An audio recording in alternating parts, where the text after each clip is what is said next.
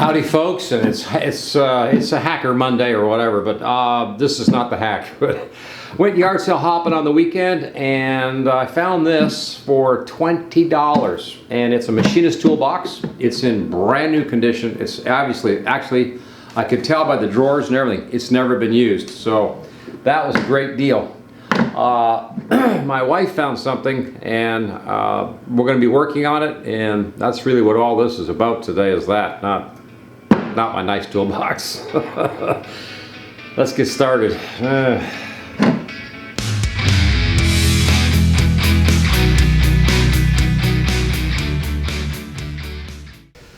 Yeah, so here it is. I think she paid $10 for it. Yeah, that's $10 more than she should have. Yeah. It needs a seat. It needs some work. And this is where we're going to start with this bare bones bench and see if we can fix it. I've got a beautiful spot for it, so I am going to be happy with this when we get done, but we've got to start somewhere here. So I think we're just going to do pressure treat lumber across the bottom just to fix the seat part. The back, I'm going to take that apart right now and bring it in. Now I want to show you the back because the back was what made me say, yeah, okay, this is definitely going to be all right. Let's take a look at the back. Yeah, there's the back. Now you can see it's metal all the way across the back. So the metal is supporting this end. So as far as pivoting and everything goes, we've got strength back here without even wood. So that is a good thing, and we can simply, change any hardware or update the hardware if need be. But we're going to take these off, and I think we'll run the wood through the planer, and then we'll see what we can do about the bottom.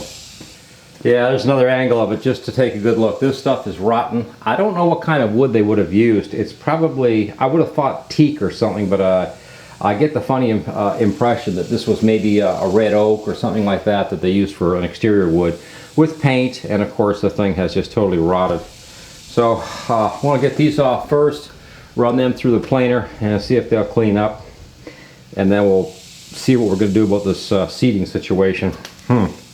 So this is where we're at now. I've taken all these off, ran them through the planer, and both of them back on the chair. Man, they look a lot better. Really looking good. I like what I've got now.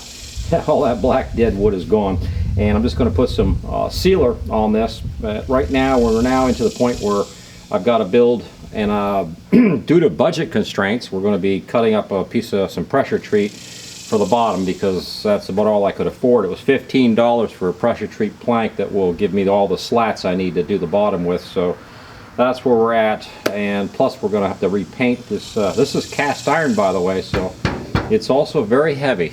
Yeah. So let's go and cut the new slats. They're 4 feet long. It's a no-brainer. So this is the slats, $15 piece of board. It's a 1 by 8 by 8 foot. And we need 4-foot strips, so that's really cool because I can cut 3 strips from this side, 2 strips from that, and then I've got those little corner pieces that went on the bench, so we should be able to get all the material we need from this one. Also, I was very carefully selective to make sure you see almost no knots, so I should be able to work with this board and work around any knots or imperfections, I hope. That's the idea anyways. Let's get started. It must be the heat, but for whatever reason I decided to go ahead and cut before I hit the record on the camera. So I've cut the 2 pieces, or cut this in half, so now I have 2 4-foot pieces to get my slats out of. So I'm going to start with this to get the 3 slats out of this board first. This one's going to be planned because I've got a knot here, so I want to try to see if I get 1 clean slat. No, 1, 2, 3, yeah. Two slats out of this side. So yeah, we'll see. I don't know, it's all very nice. Okay, so now we're going to measure 2.5 inch for the slats, and I'm going to take out of these boards with the staples in them. We'll be right back.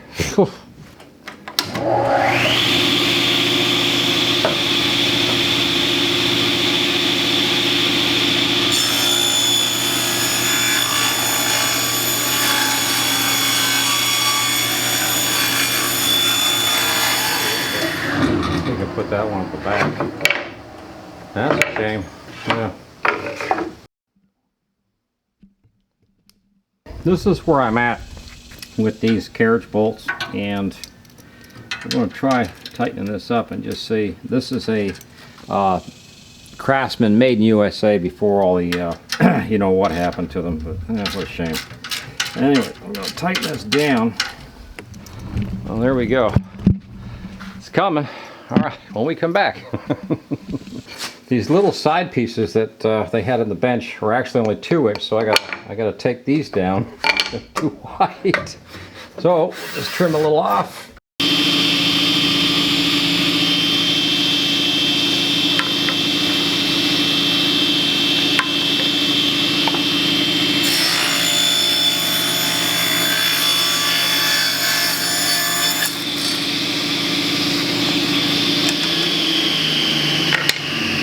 Good. Because there's 3 slats that are shorter than the other ones by the design of this bench, we're just going to go ahead and do that. But I don't agree with it, but yeah, we're just going to do it.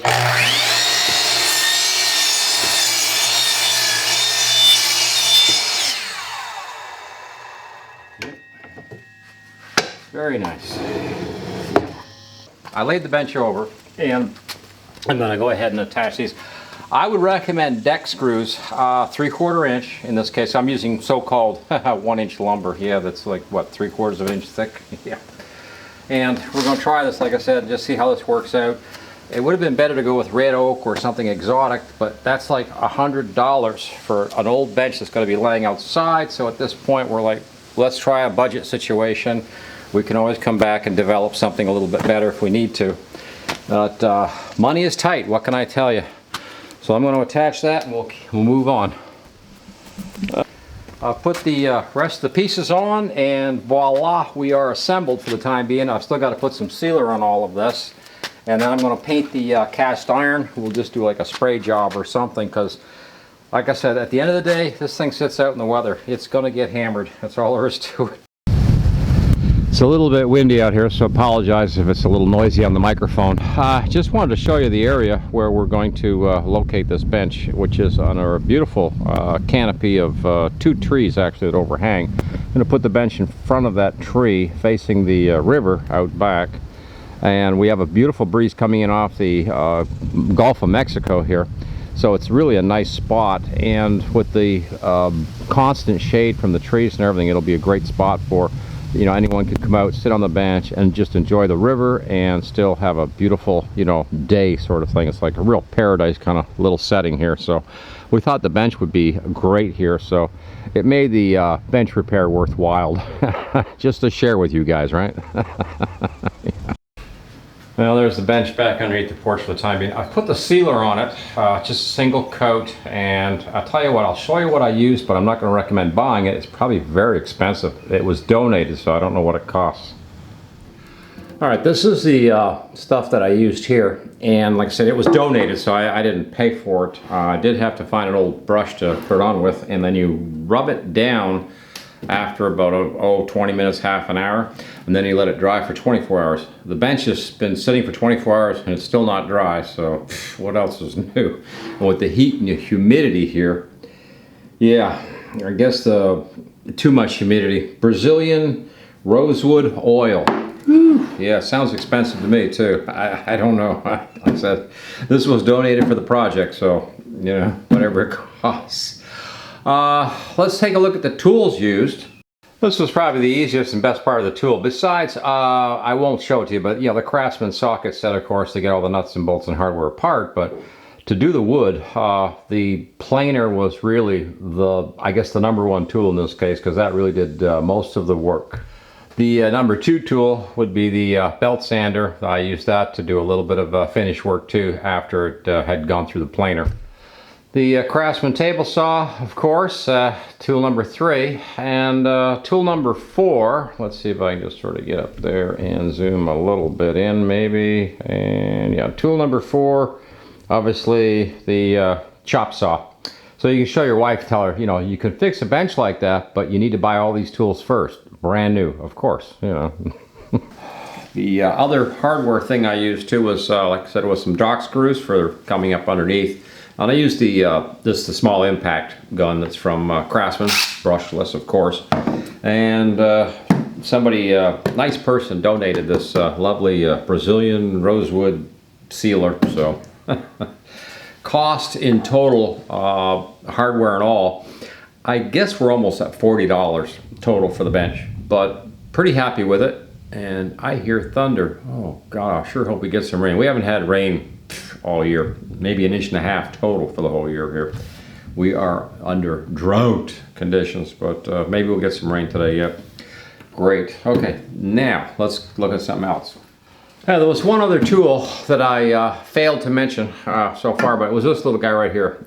This was what I used to clean up the edges on the boards, on the old boards, and to get the paint off, that sort of thing. Just clean them up general. These little planers are actually, they're only like $10, whatever, in the store, but they will give you so much experience with a planer, especially when you get the big boys, like I've got the jack planer and everything else back there. This will help you to get comfortable with using a planer and just a small piece of wood and start planing a little bit, and you'll really get a feel for it, and it can save you a lot of work in itself.